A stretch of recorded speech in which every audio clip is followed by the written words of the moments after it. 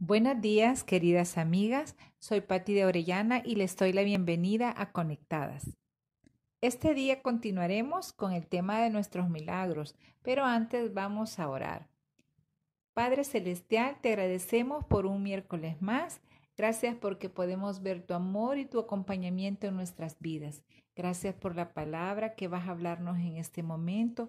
Por favor, Espíritu Santo, ayúdanos a comprenderla, a discernirla, a guardarla en nuestra mente, en nuestro corazón y sobre todo a ponerla por obra. En el nombre de Jesús, amén. El milagro de hoy lo vamos a encontrar en Primera de Reyes 17 y hoy vamos a hablar del milagro de la provisión, que es una de las mayores cosas que muchos cristianos hemos experimentado en la trayectoria de nuestras vidas. Vamos a leer Primera de Reyes 17, esa hermosa historia donde la provisión de Dios se ve manifestada en la vida de Elías. Nuevamente no voy a leer todo el capítulo, pero las animo a que lo lean ustedes en casa y solo vamos a leer algunos versículos. Entonces Elías Tisbita, que era de los moradores de Galaad, dijo a Acab: Vive Jehová Dios de Israel, en cuya presencia estoy, que no habrá lluvia ni rocío en estos años, sino por mi palabra. Y vino a él palabra de Jehová diciendo: Apártate de aquí y vuélvete al oriente y escóndete en el arroyo de Querid, que está frente al Jordán. Beberás del arroyo y he mandado a los cuervos que te den allí de comer. Y él fue e hizo conforme a la palabra de Jehová, pues se fue y vivió junto al arroyo de Querid, que está frente al Jordán, y los cuervos le traían pan y carne por la mañana y pan y carne por la tarde, y bebía del arroyo. Pasados algunos días se secó el arroyo porque no había llovido sobre la tierra.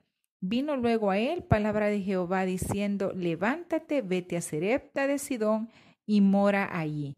Y aquí yo he dado orden allí a una mujer viuda que te sustente. Entonces él se levantó y se fue a Sarepta. Y cuando llegó a la puerta de la ciudad, he aquí una mujer viuda que estaba ahí recogiendo leña, y él la llamó y le dijo: Te ruego que me traigas un poco de agua en un vaso para que beba. Y yendo ella para traérsela, él la volvió a llamar y le dijo: Te ruego que me traigas también un bocado de pan en tu mano.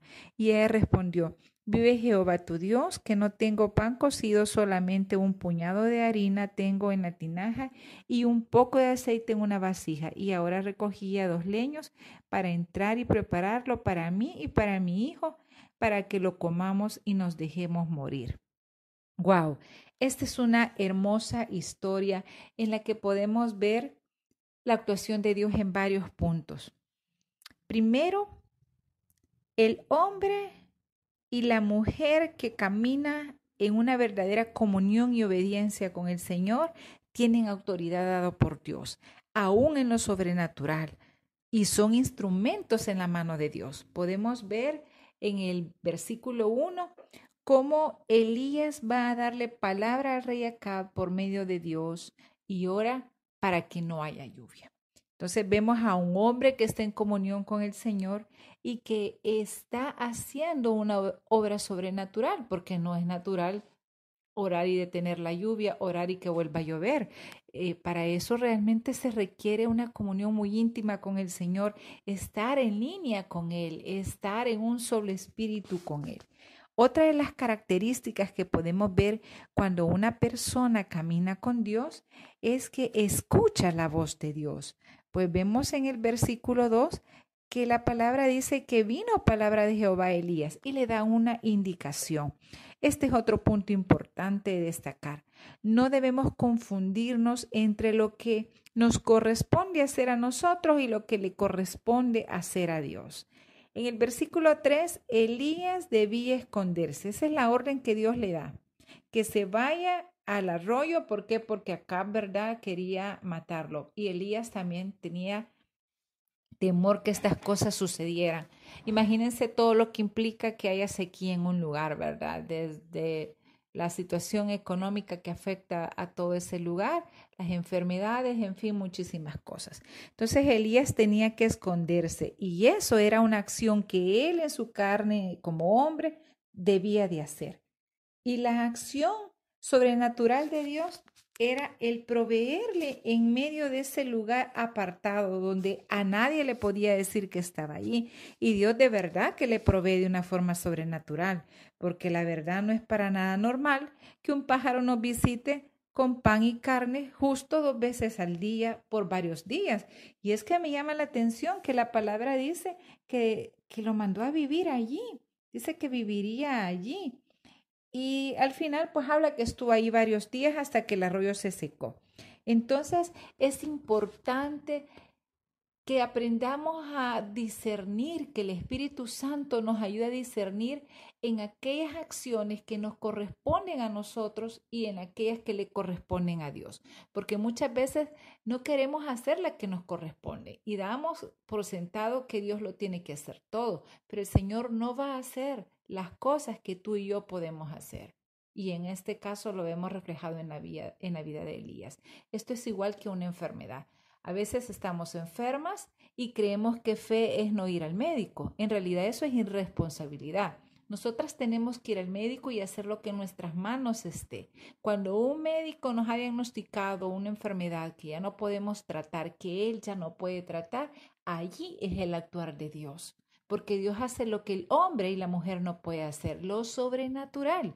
Entonces es la misma situación que sucedía con Elías. Elías obedeció, hizo conforme a lo que Dios le había mandado. Pero cuando el arroyo se secó y por la falta de lluvia, Dios vuelve a hablarle a Elías. Entonces esto es bien interesante porque vemos a un Elías que estaba en una situación difícil, en una crisis, estaba huyendo, estaba sin provisiones, pero él vio dos cosas importantes allí. Vio la mano de Dios protegiéndolo, vio la comida de Dios, o sea, vio la provisión que Dios le envió. Y si Dios le seguía hablando, significa que Elías no se apartó de Dios en medio de la crisis, sino que su comunión continuó y probablemente su comunión fue más cercana con el Señor. Porque cuando estamos en la crisis, si de verdad ponemos nuestra crisis, nuestros problemas en las manos de Dios, algo surge respecto a la comunión. Desarrollamos confianza, desarrollamos dependencia verdadera del Señor. Dios vuelve a hablarle a Elías y lo vemos allí en el versículo 9. Levántate, vete a Sarepta de Sidón y mora allí. Y he aquí he dado orden a una mujer viuda que te sustente. Dios pone el hacer como el querer. Ya antes de que Elías llegara a esa ciudad, Dios ya le había hablado. Pero es importante ver que también la viuda estaba en una situación crítica y lo leímos en el versículo 12. Cuando Elías llega y le pide agua, el agua se la da, pero cuando le pide pan, ¿qué es lo que sucede? Ella le dice que tiene solo un puñado de harina. Y yo pienso que literalmente cuando decía un puñado de harina es lo que el puño podía reunir en el puño. Realmente era muy poca. Y le dice, solo tengo esto, un poco de aceite, estoy recogiendo 2 leños para comer y dejarnos morir mi hijo y yo. Entonces vemos que Elías estaba en una crisis y esta mujer estaba en una crisis peor. Sin embargo, ambos son utilizados por el Señor. Primero, ella reconoce quién es Elías, porque si nos fijamos, le responde en el versículo 12, vive Jehová tu Dios.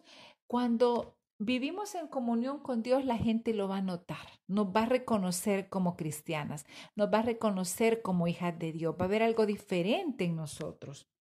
Pero si no lo reconocen, preocupémonos, porque es que estamos viviendo entonces como cualquier persona que no conoce del Señor.